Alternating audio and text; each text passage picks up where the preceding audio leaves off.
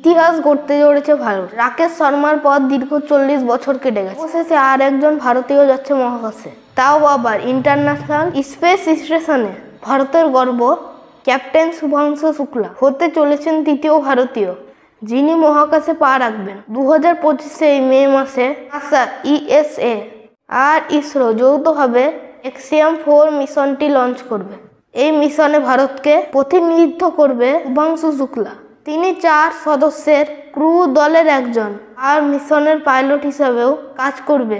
প্রায় 14 দিনের জন্য ISS-এ থাকবে। ভারতের বায়ুসেনার সাহসী পাইলট শুভাংশু এখনো পর্যন্ত Sukhoi 30, MKI, MiG-21, MiG-29, Jaguar, Hawk, Dornier এবং AN-32 সহ বহু গুরুত্বপূর্ণ যুদ্ধ বিমান ও পরিবহন বিমান উড়ানোর অভিজ্ঞতা অর্জন করেছেন। তার ফ্লাইং আওয়ার 2000 ঘন্টারও বেশি।